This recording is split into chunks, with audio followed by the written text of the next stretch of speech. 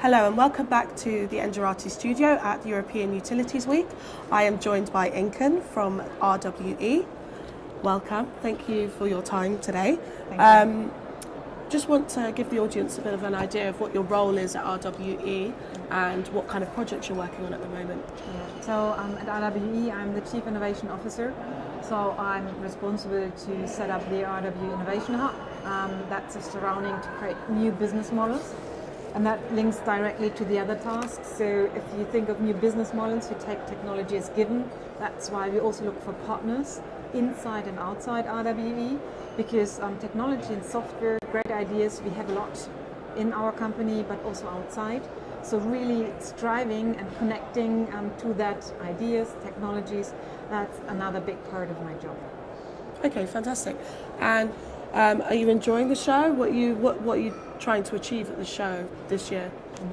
I think European Utility Week is for our industry or has developed to a great event, because from pure industry focus it's now much more broader, invites also not so close to our industry companies, invites startups, this year even talents, and that's something where we as RWE like and decide to be.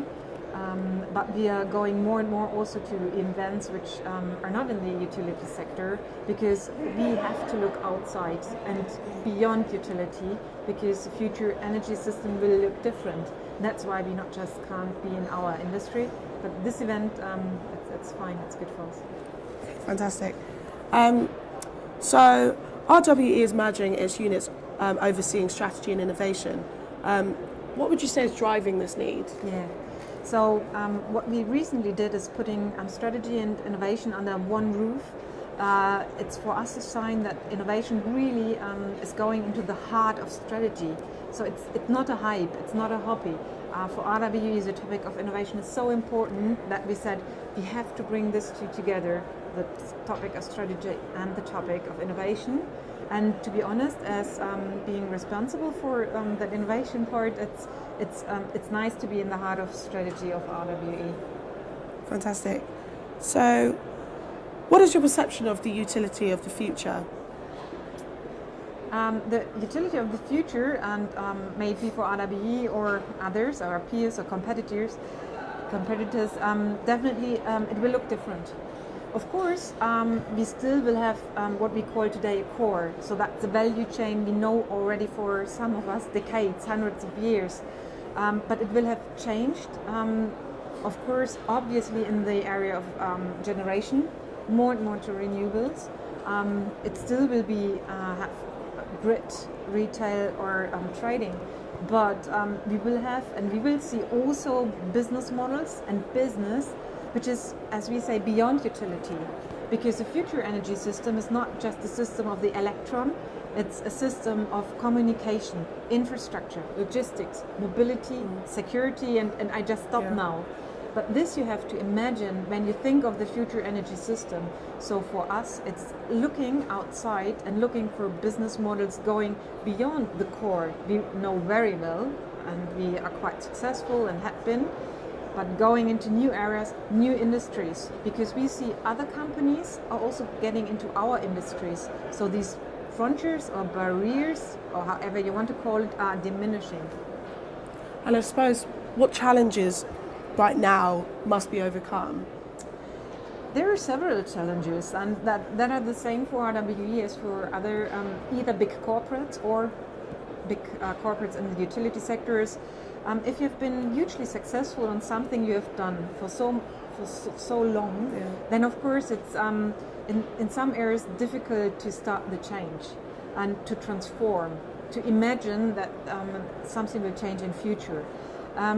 Second, a challenge is on the one hand to work still and be successful in your core, but on the other hand give freedom to other parts of your people and business to develop something fully new that even might disrupt your core business. And that's a challenge, and not just for energy utilities or RWE, but for every kind of company. If you allow a team, a group, or parts of your business to disrupt yourself. We at RWE think we rather look on our own for business models like that or to do so, then if anybody else will come and do it, maybe a startup, maybe another innovative company. So despite the challenges, what kind of opportunities do you think are being created or are becoming available now? There are so many opportunities, it starts by really a change of technology which is out there. And when we develop business models, we take technology as given. But it's great what's out there. If it starts with 3D printing and drones, and you go to augmented reality, you go to what is possible with data and big data. These are great chances, because this is what influences our customers, and the customer starts having different needs, different wishes, different ways of how he lives. And for us as company, it's a chance to have a look what customer wants, needs, what are the problems to be solved. So the good thing is we have 23 million customers. So why not using the opportunity to serve them even better, find new ideas for service business models, but also go beyond this 23 million, finding new customers in areas we might not be in today. Okay, great. Well, I suppose with the innovation being the core of your strategy, what investments is RWE going to be making towards innovation? Yeah. As I said, we really take the topic serious. Of course, there always had been a dedicated budget to our R&D in our company. In addition, we dedicated a budget to the whole topic of innovation starting from last year. And we have a long-term plan which goes the next 10 years. So you need, of course, somehow to fund this first. Second, of course, when we cooperate with startups or with any other company, it's also that we would like to be able to invest. If we think that this gives greater value than to the development of that business model or that idea. And of course, parts of that budget, of course, is also that we are able to invest in partnerships, in cooperations, in startups.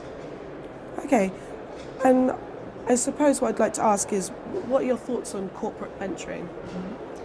That fits pretty much to the arguments I just had. On one hand, it's not necessarily that you always have to invest into a startup. Rather start cooperating with them. There is really value for startups working with us as a big company with a lot of assets, customers, markets all over Europe. And for us, getting fast, agile, new technology idea way of working from a startup. But sometimes it's, if you have successfully worked together, it's perhaps the wish of both to get closer together or to get into the next stage of the startup or company, and then money is needed. But how brilliant is it if you have cooperated, you have worked together, you learned, and you said, hey, that's great, then also being able to invest and invest. So based on what I say is rather having a strategic venturing and looking whatever a partner or a startup is doing, does it fit to either what we do in our strategic focus topics and the areas we are developing business models, or to our core, there to invest. Yeah, there might be some interesting financial investment, but if you really talk about innovation and partnering and partnerships, so this is on that scale from purely financing to more strategic, definitely more on the strategic side of venturing. Okay, great. And I suppose to summarise what we've just discussed, and for the audience, what do you recommend? What advice could you give to other utilities for the future? A lot, but perhaps 2 to 3 things. First, look outside. You don't have to invent the wheel twice. There's so much great knowledge, technology out there. So to all companies, get much more outward oriented, partner. You will get much more successful and faster. That may be the first one. Second, when looking outside, not just in your own industry, this will really vastly change. So in the future energy system, it's not just one of the electron, as I said. It's really going into other areas like, as I said, mobility, logistics, communication. So really look outside your industry boundaries. And last but not least, choose a method. And we decided for a customer-centric approach or human-centered design thinking. Use an approach that really puts the customer, the needs, the problems, the wishes of the customer in the middle. Start there, and then in a very fast agile method, start prototyping, test things even if they're just 70-80% finished. So the approach then how to develop and do things also with partners together, that's an important one, and that might be the 3 hints.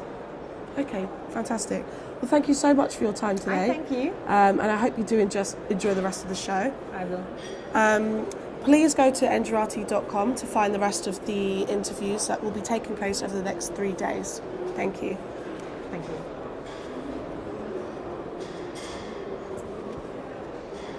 Good. I thank you.